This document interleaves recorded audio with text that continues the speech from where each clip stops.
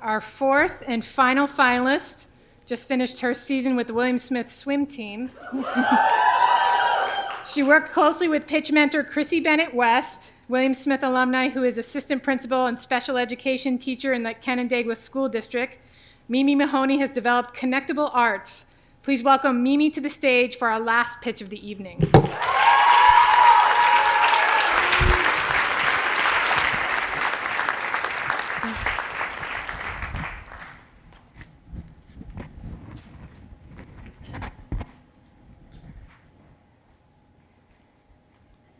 In my second grade yearbook, it says I want to be a teacher. As the years went on, there were many things in my life that changed, but my ambition stayed the same. I still wanted to be a teacher. When I was a freshman in high school, my mom asked exactly what kind of teacher I wanted to be. I responded with passion that came deep within my heart. I don't know. I just want to help people. I want to make a difference in someone's life. Tonight, I will present to you Connectable Arts. Connectable Arts is an organization that connects college students with individuals with disabilities through art, music, and dance programs. This organization will enrich the understanding of college students towards individuals with both developmental and intellectual disabilities. For the past 2 years, I've dedicated myself to volunteering and learning about organizations that support individuals with disabilities. I feel like I'm fulfilling the goal I had so many years ago when I said I wanted to help people. But by creating Connectable Arts, I'm not only helping those individuals with disabilities, I'm shifting the perspective of college students who often form stereotypes towards these individuals.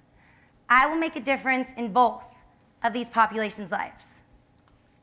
Connectable Arts is relationship-driven. It is based upon the values of inclusion, respect, and understanding. This fall, I was able to form amazing relationships with members from the Ontario ARC, which is an organization that serves the needs to over 1,000 individuals with disabilities. Every Tuesday morning, I would spend time chatting, doing crafts, and getting to know 14 adults that had disabilities ranging from Down syndrome to intellectual impairments to speech impairments. I learned so much from this remarkable group of friends. Bruce walked in every morning in a shirt and tie. The way his eyes lit up when he saw me made me feel special, really important. He would always say the same thing when he walked through the door. Hey, how you been? Jody was the jokester of the bunch. The fact that he was unable to communicate verbally did not stop him from always trying to be the center of attention. And then there was Anna. She was sweet and motherly towards me. Anna always asked about my classes and made sure that I was studying hard. These relationships that I built compelled me to forming Connectable Arts. I was able to see how these individuals from the Ontario ARC really valued each other's friendships and how they all indisputably cared for one another. But even more than that, how they all genuinely cared about me. Connectable Arts will allow for college students to engage and compose similar rich relationships that I was able to form. Connectable Arts is an organization that I will create with a chapter model approach. My passion towards creating relationships between individuals with disabilities and college students will help me in creating the first Connectable Arts chapter here at HWS. I recruited a group of devoted students that will stand as the first members of the Connectable Arts HWS chapter. Currently, I have an immense amount of support from the Ontario ARC, which will help me form more partnerships in the future. Over the next few months, I will implement the 3 core functions of Connectable Arts. These functions will be to create fun yet educational art, music, and dance programming, fundraise to support chapter activity, and further develop partnerships with community organizations that support individuals with disabilities. These items are already in place.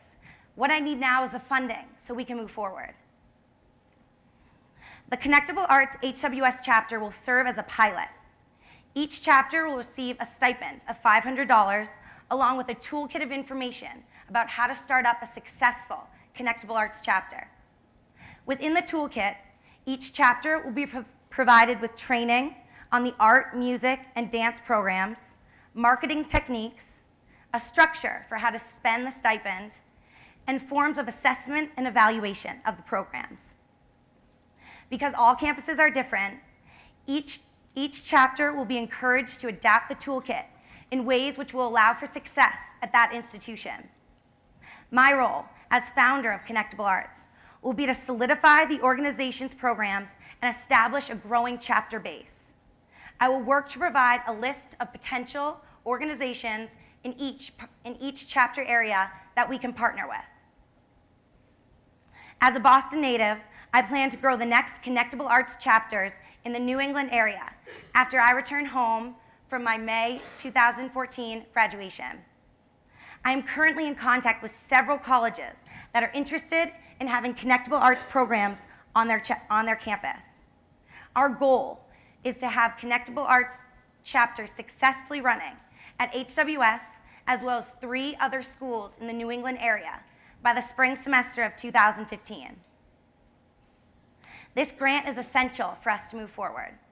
It will be broken up into 3 main sections: program development, traveling, presenting, and training, and organizational platform. The Connectable Arts organization will thrive off of our website. It will stand as our virtual headquarters. This is where students will be able to learn how they can implement a Connectable Arts chapter on their campus. It will also serve as a financial avenue for collecting donations and selling merchandise in the future. After a successful implementation at HWS and growth at our New England schools, Connectable Arts will apply to become an official 501c3 nonprofit organization. Now, do not let my friendliness and outgoing personality fool you. I'm more than that. I'm an entrepreneur leader. I've created the Connectable Arts organization, and I know that it has a future. I intend to give other college students the same opportunity to meet and interact with influential people, just like Bruce, Jody, and Anna. 6 months ago, I viewed $10,000 as winning the lottery. With the knowledge I've learned in business and cost structure, I now see that this grant will only last us between 1 and 2 years. But that is when I will apply for more grants. I will put together fundraisers. I will find sponsors. I will reach out to the communities. There are so many groups of people that believe in me and the Connectable Arts organization already. Throughout my arts and athletic career, I've always been told how coachable I am. I'm now ready to take all that I've learned and finally be the coach. Help me to make a difference and an impact on so many people's lives. Thank you.